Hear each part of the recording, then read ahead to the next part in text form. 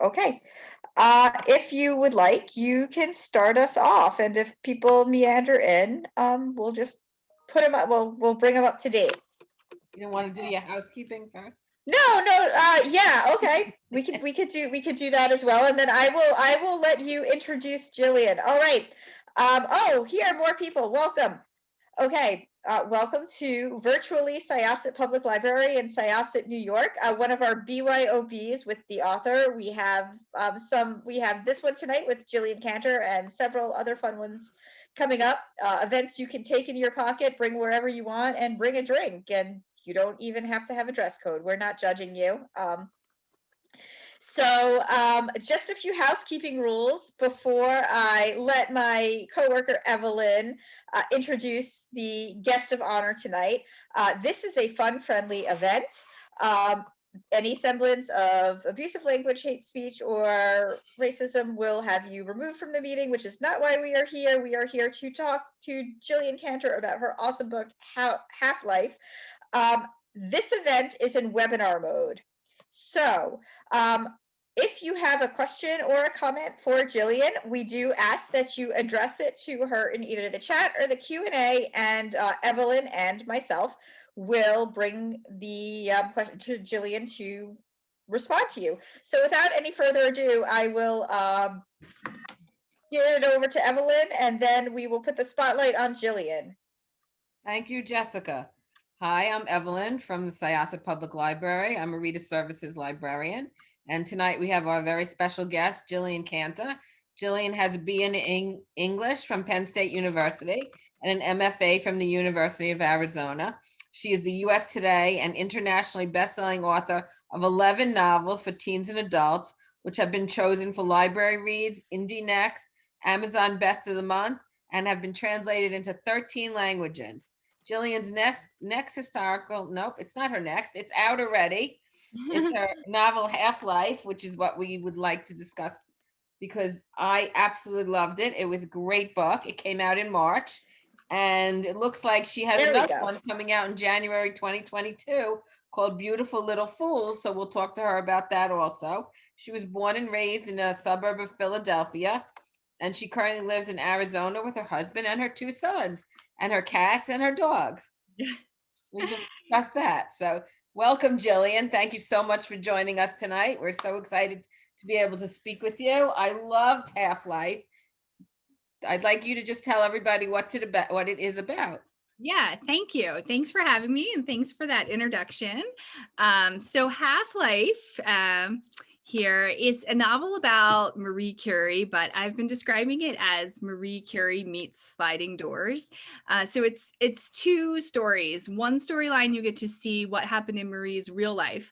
And in the other storyline, you get to see what would have happened if she had made one different choice as a young woman, and how that would have affected not only her life, but her sister's lives, and science and the world, as a whole. So the idea for Half-Life actually came from this one little tidbit that I read about the real Marie Curie's life when I had first started doing research. And so she grew up in Russian-controlled Poland, where women were not allowed to be educated, much less have a career. And so her and her older sister both decided they were going to move to Paris, go to the Sorbonne, get their education, and her older sister left. But Marie, who was, her given name was Maria, she changed it to Marie when she moved to Paris, but she was in Poland at the time, and she got a job as a governess to earn money, so that she could go to Paris also with her sister. And while she was there, she fell in love with the family's oldest son. They secretly got engaged, and she kind of scrapped all her plans, decided she was going to stay in Poland after all, marry this man. But then he told his mother, and she forced him to break up with her because she said Marie would never be good enough for her son. And he broke up with her, and she moved to Paris, and then the rest is history. But I kept thinking, what if she had married this man and had stayed in Poland and hadn't had access to education or the opportunity that she had? So that's what the novel explores. You get to see Maria, who marries this man, Casimir, stays in Poland and has a life there. And then you get to see what happened to Marie when she did go to Paris and attended the Sorbonne. I was so fascinated by it. Did you write them separately and then put it together? What was your whole process like? Yeah, no, I actually wrote them in the order that you see them. So the 2 chapters are side by side, and I wrote them in that order. But I Wow. did outline it pretty extensively first, so I knew what every chapter was going to be and what each woman was going to be doing in each chapter. And then when I revised it, I did do it separately. I did all of Maria's chapters at once and all of Marie's chapters at once, because there's so many characters that overlap in between both storylines. I had to sort of pull them out and make sure I had the right versions of the characters in each storyline and just like make sure it was cohesive, Right. all as one. Yeah, it was great. I mean, I learned from the true story part. I learned so much about Marie Curie that honestly I did not know. Yeah. I thought it was so well written, so well done, Yeah. such a great story. It's, anyone who's a historical fiction buff, I think it's a great book to read. So anyone listening who hasn't read it, I highly recommend it. We have a copy at the library in print, and of course it's available on Overdrive in both print and audiobook. So I read it and listened to it. And the narrator was fabulous. Absolutely fabulous. Good. I haven't heard the audio yet, so Oh, that's you have to listen to it. It's yeah, so I want to. she's so good. She was so good. I Oh, absolutely good. loved her. Good. I Unfortunately, love it. I'm drawing a blank on her name. Yeah, Cassandra. I was about to ask who, Sandra who. Campbell, right? Cassandra Right? Campbell. Yeah. She's a great narrator. She really is. And she did the accents, and it was fabulous. I highly recommend listening to it. Okay, I will. Thank you. So Yeah. somebody wants to know how you did your research for it, which I was actually curious about too. There was like a lot of little details that were so good that it really, how much did you do, and what was your process like? So there's been a lot written about the real Marie, obviously, and so I read really all the biographies that are out there about her. That was sort of how I started.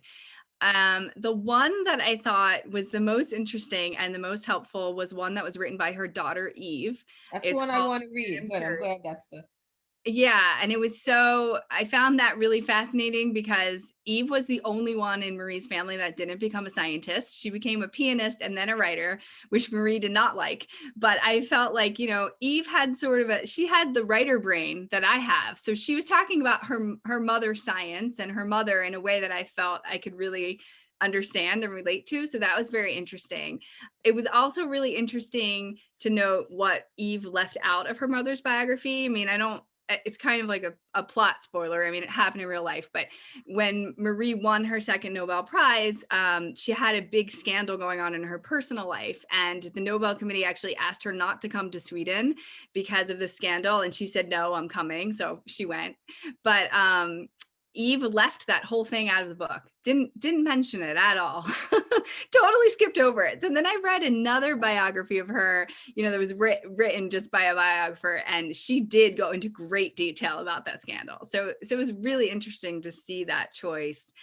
And then I think I listed the most of the books that I read in the author's note in the back. So you can definitely see what I used for research. But, there's also a lot online about Marie Curie and about her institute. And I think I was like researching her whole family tree online and trying to figure out what happened to her sisters. And there's a lot available about her, though, which was good. And then Maria was fictional. So my research was just about what Poland was like at the time when she would have been living there, and what opportunities she would have had and what life would have been like for her. So that was just more reading about the history and kind of the culture at the time. Which part did you enjoy writing more, the fiction or the fact? That's a hard question. I don't know. I think I enjoyed the intersection of them the most, if that makes sense. There were definitely a few moments that happened for both women, but then they were so different because their lives were so different. So I sort of enjoyed like playing with that intersection between them. And I enjoyed in the fictional version that I got to have I'm trying to say it without giving spoilers, but that I got to sort of give some of the characters a different fate than they had in real life. Right. So I did enjoy that about the fictional aspect of it. Yeah, you kept people alive. Yeah, right. That's the way to say I it. thought was very nice. Yeah. Oh, Evelyn, do you want to grab this question? Oh, I'm sorry. In the chat or Q&A? Q&A. Q&A. in both storylines, you talk about pregnancy difficulties. Was Mhm. that documented? Yes. The real Marie did have a miscarriage, in the timeline. That was correct in the book. So during that time, she had a miscarriage. She did become very depressed afterwards. That was right around when they won the Nobel Prize, and she did not want to go to Sweden. She couldn't even get out of bed at that point because of her depression. So that was all true. And also the fact that her sister suggested to her that it could have been caused by her work in the lab and she got upset about it. That was also all true. So, obviously Mario was a fictional person, and, pregnancy loss is in there as well. So that I fictionalized, but the thing about Marie having a miscarriage and that timeline was all true. Yeah. Well, radium, we know, is definitely dangerous. So Now we do. Yeah. Yeah, Right. we do now for sure. Yeah. At the time, they were like putting it in toothpaste. They thought it was Well, I mean, that's like a whole other story too. I mean, there have been books written about that as well. Yes. Yeah. Yeah. Very dangerous. But luckily she was able to have 2 healthy children. So. Right. I know. And I mean, all the stuff in the book also about Pierre's ailments, and they couldn't figure out what was wrong with him. I mean, that was also all true. She wrote pretty extensively about it in her letters, and she talked to her sisters about it, how they didn't know what was wrong with him, and she was so worried. So, it's kind of hard to read in hindsight, realizing what was happening. Right. Unfortunately, it wasn't the radium that got him. So. Right. Well, that's true. Well, yeah. That's yeah, of course. That was sad. See, I didn't even know that. So I was like, oh, how sad. I mean, that's not a spoiler. That's like a historical. No, because it's right. Right. Yeah. So Pierre is run over by a carriage. He's still fairly young. He's not paying attention. He's crossing the street in the rain, and he gets run over by a horse, and he dies. And I didn't know that either. And that was one of the first things I read about Marie that got me interested in writing her story, because I learned about them in school, I think the way we all do, but I just knew Marie Curie won the first woman to win the Nobel Prize. She won it with her husband, Pierre. I had no idea what happened to him. So I was really fascinated by that, and sort of how that ended up shaping her life, and then the rest of what she did with her science. Right. And then she went on to win a second one, which is unheard of. I mean, a woman winning one and then winning a second. She was a pretty amazing woman. There's no doubt about it. She was, and in a time where women really, it was hard for women to have a career, right. Much less win a Nobel Prize. So she was just breaking all these barriers for women, which was amazing. I do Ask a Librarian on Thursdays on Twitter. And one of the questions somebody asked today is a strong female character in historical fiction. So right away, I'm like, you got to read Half-Life by Jillian Cantor. That's perfect. Marie Curie. So that was in my Twitter feed today for the Syosset Library when somebody asked that question. Awesome. Thank you. Yeah. Oh, you're welcome. You are so welcome. No, I think it's a great book. I'm highly recommending it to everybody now when they come in. Yeah, it really was so nice. And I love, like, this is a book that I consider, it's like one of those books I call like sci-fi light. It's not really science fiction. It's actually lighter than some of the sci-fi light stuff. Like one of the books that it called to mind for me was a book I call Sci-Fi Light, which is My Real Children by Jo Walton. I don't know if you've read that. It's about a woman who's suffering from dementia, and she remembers 2 different timelines depending on who she chose to marry. But that one is definitely more sci-fi, because that one, like, that sounds great. Oh, it's so good. Both alternate timelines are not our timeline. They're both slightly different. But this one, like, both timelines were true. It just, in one of them, Marie had stayed in Poland with Kaz, and but it has that aspect of it where it's like that what if, it's slightly on the fringe. So if somebody wants to dip their toe into the idea of reading something a little science fiction, this is something that I would recommend, because it's got a good grounding in reality. Yeah, it definitely does have that sort of like what if element to it, which I think all of my books tend to do. But yeah, it does. Your book about Margot, which was Anne Frank's sister, It's Yes. also a what if. Yes. Yes. And what a great character to write about.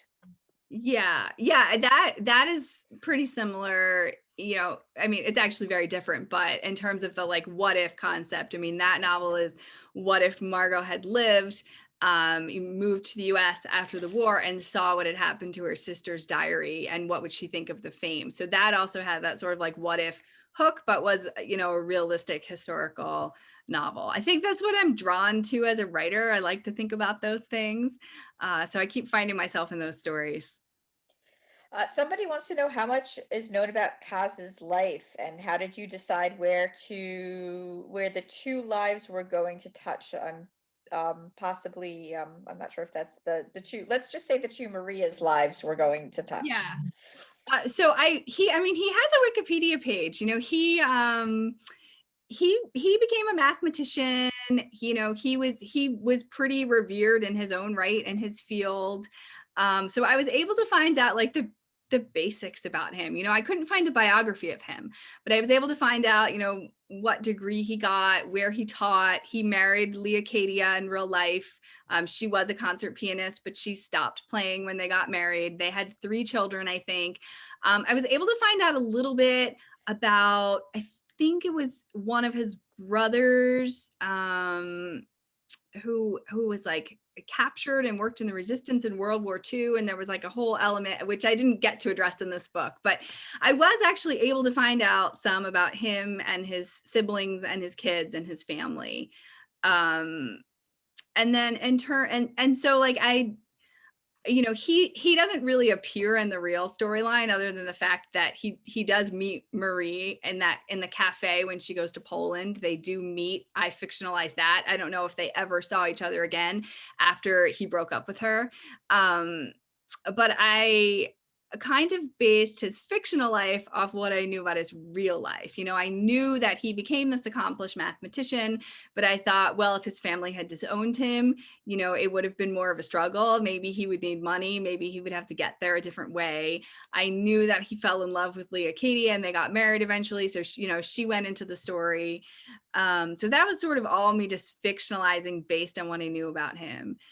In terms of like how I figured out how to intersect the stories, I really felt like the Maria storyline was Marie on her deathbed, sort of imagining what her life would have been like if she had made this one different choice. So in her mind, I felt like she would be trying to right all the things that went wrong. She had so many tragedies in her real personal life. I thought, well, if she's going to try to redo everything, and she's doing it as this like scientific, equation or something in her head, she's going to try to figure out how she can make all these tragedies not happen, based on this one choice. And so that's how I sort of decided on the intersections. There were like a few key scenes that I wanted to have in both. There's a scene where Marie and Pierre go to Sweden when they win their Nobel Prize, and I knew I wanted to have that scene later on with Maria and Pierre in the same spot, but that they would be in Sweden under different circumstances because they wouldn't be winning the Nobel Prize. And then there's a few scenes. There's one, I think, where they're riding bicycles in a garden in Paris, and I have them do it in both scenes, but one it's a date and one it's, friendship. And so the bicycle thing, they actually were very into riding bicycles in real life. That was a true fact. So I stuck that into the story. But yeah, I felt like Marie and Maria were the same person, but just different versions of the same person. So I just used my imagination to figure that out, I think. Well, we have to thank that mother-in-law, almost mother-in-law. Yeah, well, somebody, or who knows if radium would Right. have been invented. I mean, that was such a horrible, I wonder if she lived to see her get 2 Nobel Prizes. that's actually one of the questions. Do we know if his mother ate her words? Yeah, well, I did read this little tidbit, and I don't know if this is true, but I read this in an article right in the beginning of my research. But I read that after Marie died, there was a statue erected in front of her institute in Poland, and that Kazimierz used to go and sit there every day and eat his lunch and stare at the statue. And so yes, I read that too. But I don't think she did. I think Pierre was her great love. Well, I think science was her great love, but I think Pierre was her best partner. And I think if she had stayed in Poland, I mean, he would have held her back. He would have held science back. Right, absolutely. But I really wonder with that mother-in-law, like that I want to know. Yeah, you're not good enough for You're my not good son. enough. But you're Yeah. the first woman not- to win a Nobel Right, Prize. you're not good enough, but I look know, at what and you accomplished. I know. I mean, I wonder because I think it was about social class. You know, her family was poor and Right. his family was wealthy. And even after she went to the Sorbonne and she graduated first in her class and she scored top in her class in all of her exams, she really wanted to move back to Poland and teach. And she thought she was going to get this position there. And they wrote her a letter and they told her, "You're a woman, we'll never hire you." So I don't know. I wonder what his mom would have thought. Maybe she would have stood by it. I don't know. Yeah, no, it's a good thing. She made the right decision. Right. Yeah. She was a brilliant woman, absolutely brilliant. And Yeah. obviously her children were brilliant too. I mean, her daughter won, Irene also, or Irene, or however you pronounce it in Yeah. French. She also won a Nobel Prize. She did. Yeah. Her daughter and her husband, Mhm. they also won a Nobel Prize together. It was about a year after Marie died. Right, which is And amazing. then her younger daughter, Eve, did not win a Nobel Prize, but her husband won a Nobel Peace Prize. So Oh like my she's still gosh. kept it in the family. What a family. That's And amazing. Marie's sisters were really smart as well. Yeah. Her older sister became an obstetrician. Back And then, that's like unheard of. right. And she worked as a doctor for a while in Paris. And then her and her husband did move to Zakopane and in the mountains in Poland. And they did start their own like institute for tuberculosis there, and were treating tuberculosis patients. So all of that stuff about her sister was true also. Right, amazing. What a family. Could you talk about the Flying Academy? Somebody wants to know. Sure. So the Flying Academy was a real thing that Marie and her older sister Brania attended when they lived in Warsaw. And so it was just the secret university that women formed because they were not allowed to get a higher education. So they would meet in like secret locations that were ever changing, hence the name Flying. And they would just educate each other. And so that's how the two of them learned before they moved to Paris. And you can look up the history of that. And it eventually became a college for women in Poland. And I think it still exists today. It has a different name. I can't remember it off the top of my head, but if you Google that, you can actually find out more about it. And so I fictionalized it in Maria's version of the story, but I based it on what had really happened with Marie and her sister in Warsaw.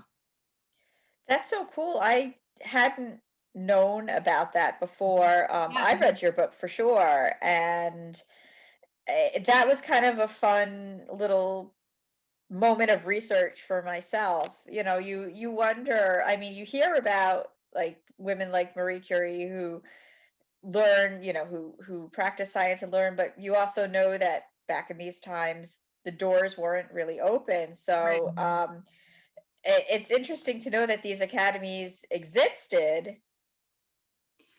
Yeah, I mean that was a real thing. So it's just interesting to me that you know women weren't allowed an education and they had no opportunity, but it didn't mean that they weren't going to figure out a way to create it for themselves. And I find that just like so inspirational, even even for today.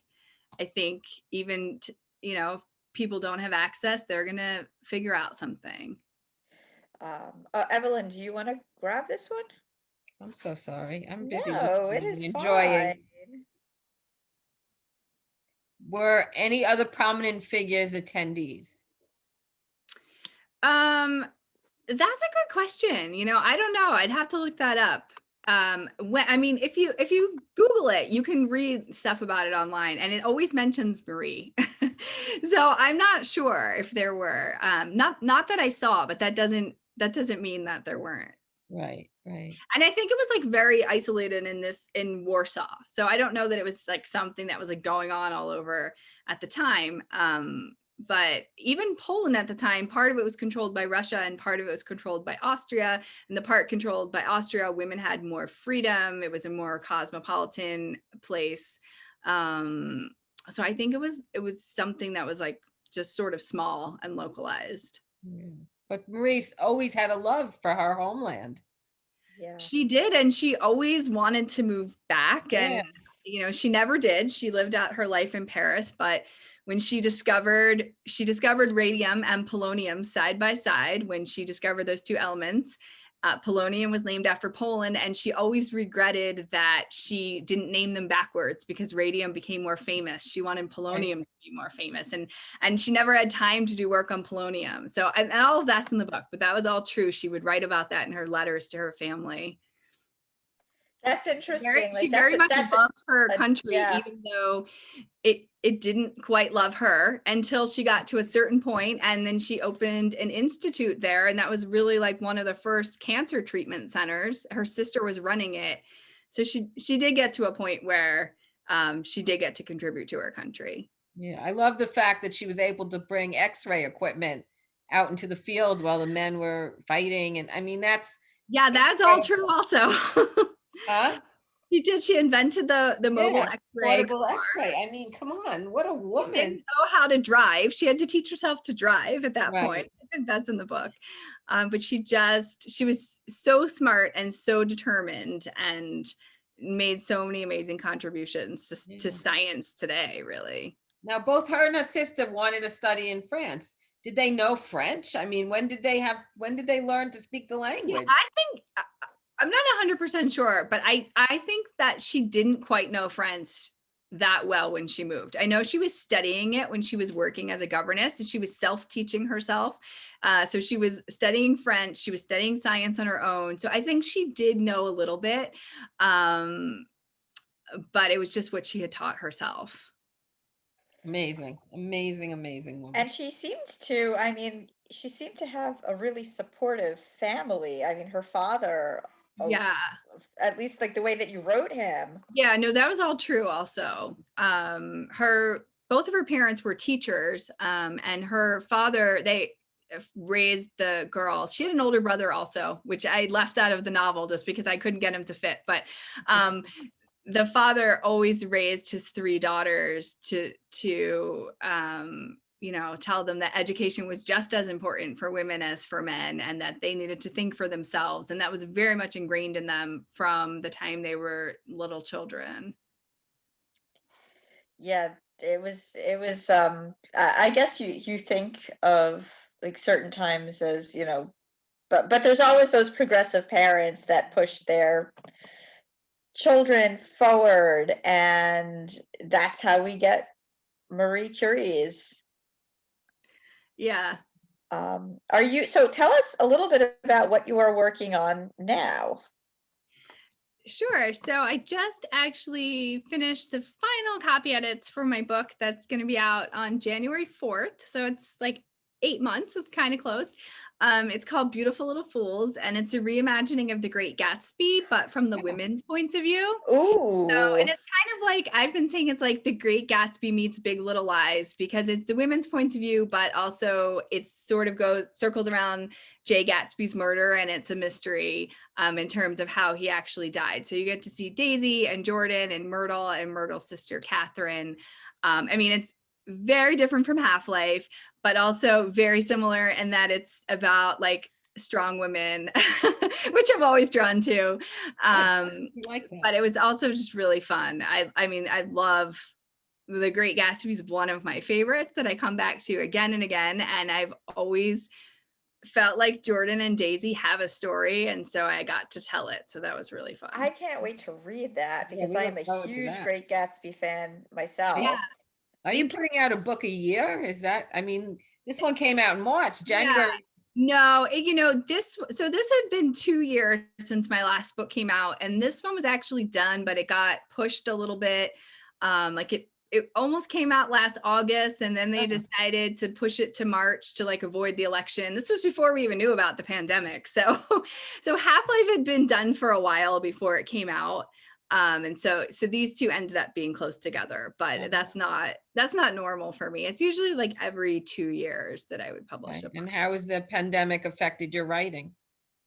Well, I wrote most of Beautiful Little Fools in the pandemic. I actually sold it to my editor like about a week before we went into lockdown, and I had 50 pages and she bought it. And I think she asked me to turn it in on June 30th. And I was like, no problem. And then, everything stopped. But I did turn it in on time. It was actually a really amazing distraction in those sort of early days of the pandemic when everything was like terrifying and we were all stuck at home, and I had to write this book because I had a contract. So it actually I actually just wrote an essay about it that's going to go in the back of the book about the fact that I sort of felt like these women saved me a little bit in the pandemic. But yeah, I mean, my kids are home, so it definitely, my schedule's been a little weirder than it normally is. But it was a good distraction. I was glad that I had it. If I hadn't had sold the book and I didn't have a contract and a deadline to write it, I don't know that I would have been able to force myself to sit down and write every day. So it worked out. Write every day? Is that your schedule? Yeah, most of the time I do. I like just finished that book like last week. I finished the copy edit, so I actually haven't started writing something new yet. So I didn't write today. So if I say, I write every day, that's not true. But for the most part, if I have a project, I'm either writing or editing every day, every weekday. Is that tough though? I mean, when you're finishing something, is there always another idea bubbling up behind, or do you need like a palate cleanser? You're just like, I'm not going to think of anything for 2 weeks. I mean, both. I do have another idea. I mean, I think I know what I want to do next, but I also like can't bring myself to start it yet because I think I do need a palate cleanser. So I just decided I was going to take like 2 or 3 weeks just to read, because I got really behind in my reading since I was writing, and it's hard for me to like read while I'm writing unless it's research. So I just decided I was going to take like 2 or 3 weeks just to read, catch up on my reading, and then I'm going to start thinking about. Tell us what you're reading. What are you reading? What do you like? So I just finished The Midnight Library, which Very good book. is another like sci-fi light, which we were Sci-Fi. Yes, sci-fi. It's so funny you say that because our assistant director mentioned at one point, she asked me if I had any sci-fi light recommendations, and that is what they ended up choosing in the end. Yeah, no, I just finished that, and I think I'm gonna read I actually have like a whole stack behind me. Yeah, look at that right behind you. That's like all the books that I just bought. Awesome. I think I'm gonna read Finley Donovan is Killing It next. I just started the first chapter of that last night. So I haven't read that one. And I just started reading Pam Jenoff's new book too, The Woman with the Blue Star. I have that one to read also.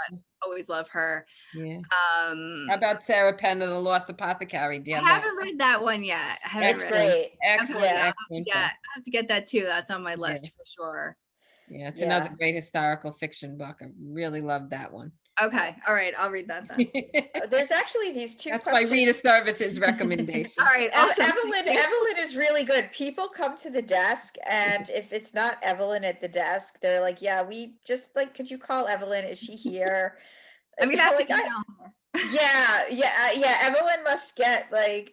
Evelyn must get emails and calls constantly. I got a text today from my sister-in-law. Her sister-in-law wants to buy her mother-in-law books. What do I recommend? So I don't mind. You know what? I've been doing this, recommending books and talking about books long before I became a librarian. It's just in me. I can't help it. It's just what I love. Now, what about you? Did you always want to be a writer? I always loved to read. So even as a little kid, I was reading constantly, like always going to the library. And where I grew up, our library, we could only check out 10 books. And of course, we didn't have ebooks or anything at the time. So it was like 10 books. And I would get them and I would read them so fast, I'd have to beg my mom to take me back like 2 days later. And she would always take me. Like, it's not like she didn't take me, but I just read them so quickly. She'd be like, weren't we just at the library? Right. So we were constantly in the library. I was reading everything. I did like to write, and from time to time I would say, oh, I'm going to be a writer, but I didn't really seriously think that I was going to do it until I got to college. Right. It was really reading that drew me into writing. But you majored in English, so you knew you wanted to do I something. did major in English. I thought that I was going to be a journalist. Oh, okay. And I sort of started down that path, and I had an internship with the paper after my sophomore year, and I just hated it. I was like, this would be so much more interesting if I could make stuff up, which you can't do. And I realized, maybe I should take a fiction writing class. So that's what I did when I went back to college. Okay, good for you. Yeah, no, fiction is a lot more fun, huh? Than the real news. That's my skill. Actually, not my skill. If somebody had given their editor or their publisher or whoever an outline of this pandemic, they would have said, no way, we can't write that. That's not going to happen. I know, too unrealistic. It's funny because I have read, I remember this book that I read about a pandemic that had made, everybody was staying home and it completely changed the world. And I'm like, listen, I read a lot of speculative and science fiction, but I can't imagine something where they're just like, oh, everyone just should stay home. And then we were in it, and I was like, I owe that author an apology. Right. Somebody says not a history major. I guess you were not a history major, you were an English major. Yeah, no, I mean, I actually really didn't love history in high school and college. And I think because the school version of history that I always got felt very boring. It was a lot of memorizing dates, and it was always focusing on the men. And, I realized once I started writing historical fiction is what I'm drawn to are the women's stories, and sort of especially the untold women's stories and the stories of women's resistance. And those are not the stories you get in a history class. But I'm always really drawn to what women like me, mothers, sisters, daughters, wives were doing in other times in history, and how they were living their lives, and how sort of ordinary women faced extraordinary things in extraordinary times. So now I love historical fiction and I love history, but that was not my thing in college. My sister was actually a history major in college, and she works as a recruiter now, so she didn't do anything with history. I think Evelyn is of all of us, she's the only one who probably knew she wanted to be a librarian right in away. elementary school. In elementary school, but I didn't do it. I waited until much later in life. I had a whole different career path, but I used to help the librarian in elementary school, so I knew that's what I always wanted to do. But took me a while to get there, but I'm so there now. I'm so glad I did it. It's the best thing I've ever done, I have to say. Somebody wants to know what your favorite historical fiction books are. So, I mean, I love Pam Junoff. I just started her new book. Her books are always good. Alice Hoffman, I love her historical fiction. Love Alice Hoffman. Yeah. Yeah. Got a new one coming out. I just requested an ARC from the publisher. Oh, great. Oh, yeah. I didn't know that. She's very lovely person. I got to do an event with her once. Oh, wow. Lucky you. Very kind. Also. I think isn't she from this area? I think she's from Long Island originally. Malvern. Lived in Boston, I believe now. In Boston now, I think. Yeah. I'm not sure. And I mean, I think I'm drawn to reading the same kind of historical fiction I write, sort of that what if historical fiction. And I love historical fiction about women. Chanel Clinton is another one that I really like. She writes about Cuban women. Yes. I have a Goodreads page where I put all the books that I love on there. So if you're interested, you can check that out. And all of my books on there have 5 stars. People always ask me this question, so I have to clarify up front because I only add books that I love. So anything I love goes on my Goodreads, so then people can see what I read and loved. And I always get asked this question at events, and I can remember the last book I read, and that's it. So I think as librarians, we get that a lot.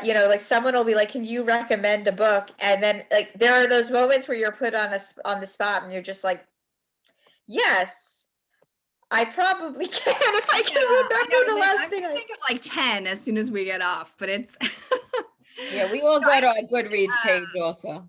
I read pretty widely. I read a lot of young adult and mystery and romance, and I don't like to read historical fiction when I'm writing historical fiction. So I actually am very behind in my historical fiction reading. I'm going to catch up now. But I will read, like I read a few young adult and romance books in the past few months just because I was writing. And so I was love romance, rom-coms. Yeah, I just read The Intimacy Experiment, which I thought was really cute. Oh, I read Weren't you the first just one. I talking didn't read the about that? second one. Yeah. Yeah. I haven't read that one yet. Did you read the first one? I read her first one too. Yeah, I like her stuff. It's very good. So because this is a BYOB, what are you drinking? Well, I haven't had any yet, but I have a glass of wine with me. This is the Sauvignon Blanc that I opened last night. So I poured myself a little for our BYOB. Awesome. I know I have a red blend waiting for me downstairs. As we are on the clock, we encourage our listeners and of course our guests to partake, but I will be partaking when I am done. Yeah, I have Diet Coke, caffeine free. Okay. I can't even have caffeine. It's like nothing agrees with me. And wine does not agree with me. Caffeine doesn't agree with me. I should really stick to water, but I'm sorry. I'm addicted. I'm addicted to Diet Coke. So are there any other time periods you'd really, really like to explore? So I've written a few books set during World War II. You mentioned Margot, but I've written also The Lost Letter and In Another Time. Those are all set in World War II. I've written one about Ethel Rosenberg. So that was more like the 1950s, New York, Cold War era. What's the name of that one? That's called The Hours Count. Right. Okay. I was just in the roaring 20s with Beautiful Little Fools, which was fun. I usually am more drawn to like the topic than the time, I think, but I'm pretty interested in the 1970s. I always think that I want to set a book like during the Nixon era, but I don't know what that book would be yet and if I'll ever write it. But I'm fascinated with that time period. I mean, I especially got interested in it in the last few years, just seeing that there were so many similarities and I didn't know that much about that time period. So that's sort of simmering in the back of my head. Maybe that'll come up at some point. The other day was the Kent State anniversary. I saw that. I know. And that picture is his name is Jeffrey Miller, and he was a graduate of the high school I went to. Oh, I didn't know that, Evelyn. You learn really new sad. things every day. Somebody says the 70s are very interesting. Yeah, I grew up in the 70s. Don't remember that much, really. You're much younger, so you weren't here in the 70s. I was here in the 70s. I just don't remember them. I was, as was I, at the very tail end of the 70s. Right. It's actually funny when you talk about that because I think a lot of people equate like the 70s is what they think, the early 70s is what they think of as the 60s. Mm-hmm. But like a majority of the 60s was building towards that. So I mean, that's a really interesting time period in general.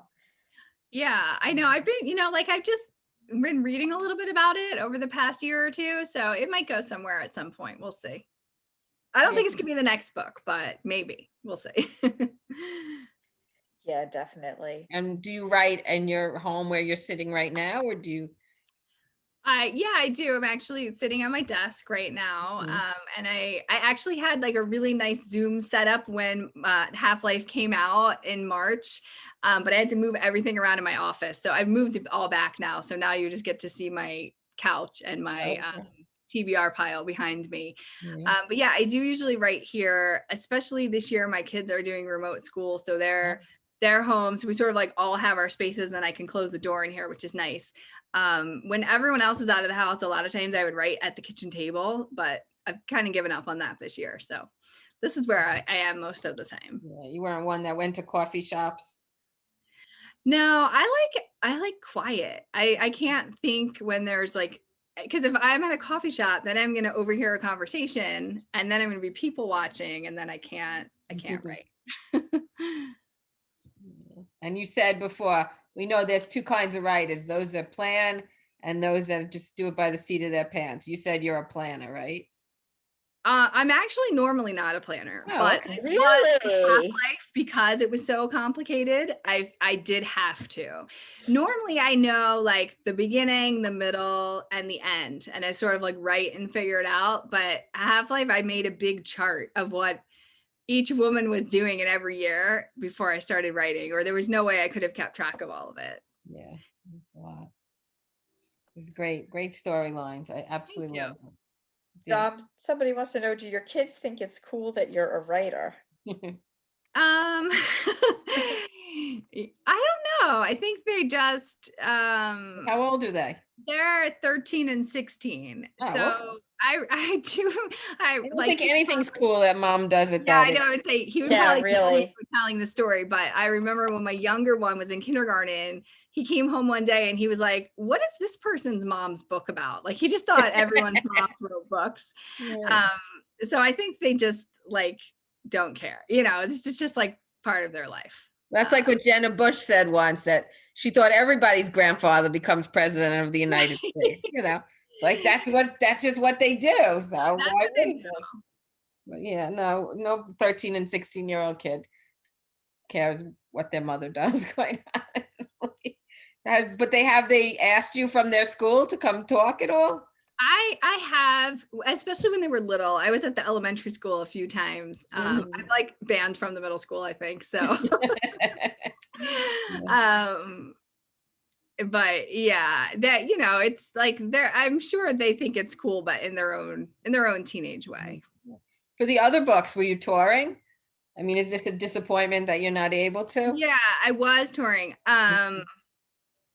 I don't know. Somebody actually asked me that yesterday. I did an event, and I don't, some things about touring are great. And I love going into a bookstore or a library and interacting with readers in person. But traveling and having kids is always hard. And sometimes you travel across the country and like 5 people come to your reading, and then you think, why did I just leave my kids for 3 days for this? Yeah. So it has its ups and downs. I mean, I haven't actually even seen a Half-Life in a store at all. Somebody posted a picture on Facebook today that I was in the airport, and I was like, oh, look, it's in the airport. And I saw that. It was Marie Benedict. It was Melanie Benjamin posted it. Oh, okay. Yes. Okay. I saw that today. Yeah. I was like so surprised because I haven't been anywhere. Yeah. So it's kind of weird. It's like, I know it's out there, but the other books I would always go to a bookstore or do a signing or do a launch or something. And so it definitely has been different. Yeah. The stores aren't open in yeah, no, they aren't open. I probably could go in. I mean, I'm like, I am just fully vaccinated now. So I probably could go now, but in March when it came out, I wasn't vaccinated yet, and I just didn't even occur to me to go into a store. Yeah. And I think that there's just going to be, we've talked about this before, but I think like everybody's level of comfort is going to roll out differently. Like there's the people who are ready to run to the beach, and there's people who are going to take a little bit longer dipping their toe in re-entering society. Yeah, I know. I mean, I'm still waiting for my youngest to be able to get vaccinated. So we're like sort of slowly doing stuff, but not wanting to do too much. So definitely not going to the airport until he gets vaccinated. But I hope it's still in the airport by the time I get to the airport. That would be lovely. I'm glad you got to see it in a picture at least. Yeah, me too. Opening Broadway in September with 100% capacity. I saw that. I find that that scares me. They might, but I mean, I feel like that could always change. They might, say maybe 50% capacity or everything just seems like it changes so rapidly. It's like, who knows how we're all going to feel in September? And it's hard to say. Right. Yeah. Right. Somebody wants to know how much research you did for the book about Margot. Oh, yeah, I did a lot of research for that book. And that was my first historical novel. And I like really didn't do the research smartly. So I mean, a lot of the research was reading all of the different versions of Anne Frank's diary and sort of mapping out where they were when and what role Margot was playing. And there's a revised version of the diary. There's like an edited version of the diary. I think there were like 3 or 4 versions of the diary. And so I just sort of like went into it and was like, I'll just read all these versions of the diary and then I'll write a book. And then I realized every time I revised the book, I had to reread all those versions of the diary again and like cross-check them. And I should have, now I take notes. I write down like the page number of everything, what's in what book. But Margot, I did the research and then I did the research like 4 more times every time I revised it to make sure I got it right. And Margot also took place in Philadelphia in 1959. But I grew up in Philadelphia, but in the suburbs of Philadelphia. But I was like, well, I'll set this in Philadelphia. It'll be really easy. I won't have to do any research. And then of course I had to do a lot of research because like A, I didn't grow up in the city, and B, it wasn't in 1959. So I ended up doing a lot of research about that too. My dad actually did grow up in Philadelphia though, and was there in 1959. So he was a really good resource for me. But going in, I didn't really know what was involved in writing a historical novel. So I did end up having to do a lot of research for that book. I actually just saw a comment. I don't know how I missed this. Fellow librarian here. I too used to help the librarian in elementary school and knew that I wanted to be a librarian. Oh. Thank you for coming on with us tonight. Yeah, thank you so much. I hope you enjoyed it. We enjoyed having you here, and we enjoyed having Jillian here as well. And we look forward to reading the next one, Beautiful Little yes. Fools. And hopefully you'll come and speak to us again. Yeah, anytime. I would love to. I'm a huge Gatsby fan myself, and I love the name because of the book, because it's that one line where Daisy's talking about her daughter who just like shows up for a very short period of the book. She said, I hope she'll be a fool. That's the best thing a girl can be in this world, a beautiful little fool. Yeah. It's I don't know if you follow, there's this Hark a Vagrant, she's a cartoonist, Kate Beaton, and she had some really fun little comics she made with Great Gatsby.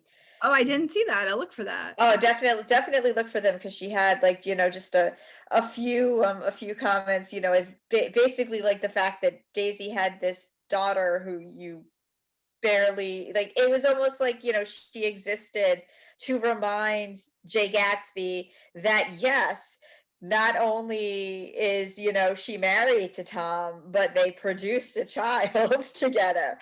Like, I remember that one line where it was like he almost seemed shocked that she actually existed. Yes, that's all in my book, and Pammy's in my book too. That was the daughter. Yes. Yeah. I think we need more. I think we need the perspective of Pammy Buchanan as well. Yeah, well, that ought to be a sequel, because she's still like 2 in my book. Right. I was going to say, like, I'm curious to see how that would be, because she is so little and probably unaware. She's in it, but it's not her point of view, but she is okay. in it. Yes, that's true. Because I was trying to remember, I'm like, if she was how old she was, but she was about 2, right? Yeah. Well, if we don't, do we have any other questions? No? How did does everybody, I don't know if anybody wants to mention how they found this event, but we have several other fun events coming up for the summer. We're also doing a Summer Scares series, which is next week. We have Josh Mallerman, who wrote Bird Box, and he's going to be on talking about his, I think Goblin is his newest, but any scary stories you want to talk to him about. Tomorrow we're hosting Leah Geller at noon Eastern time, which should be a lot of fun. And is there anything you want to leave us with? No, I mean, thank you guys so much for having me and for reading Half-Life. And if anyone thinks of a question or wants to know more, you can go to my website, jilliancantor.com. I have all my social media on there, contact form, everything. and more information about my books. Thank you. Thank you for writing it. I really loved Oh, it. thanks. Yeah, it's definitely, it got the Evie stamp of approval. Yeah, I did. I loved it. I did. Thank I you. feel like we need our own book club, you know, how like the stuff, like when Reese Witherspoon and like Reading with Jenna, like Yeah. we need Evie's Yeah, stamp right. of approval or I don't- something. No, that's too much for me. All right. Well, I want to thank once again. I want to Thank you, thank Jillian. We really Jillian. appreciate it. And we definitely look forward to talking to you with the next book. Okay. That definitely. sounds wonderful. Thank So many librarians, The Gatsby's like their favorite book. So And we're on Long Island. That's the other thing. Right. Oh, right. Yeah, perfect. yeah, Yes. that's right in our neck of the woods. And thanks to HarperCollins for bringing you on. They've always been so great. All right, everybody. Well, have a good wonderful night. evening, and we will be back with another awesome author event. Okay. Thank you so much, Jillian. All right. Bye. Oh, it says, thank you for putting this on. I greatly enjoyed this event all the way from Oh, North Carolina. Oh, great. Yes, virtual programming. That is, and like you were saying, Jillian, that is like one of those things, you know, like if you don't know, you don't have to leave your house, but you can still kind of have a personal yeah. experience. So Diamond, thank you so much for coming, and please check out some of our other events. We're going to have a lot of fun. All right. Good night, everyone. Thank Good you. night. Thanks, Jillian. Bye. Bye. Bye-bye.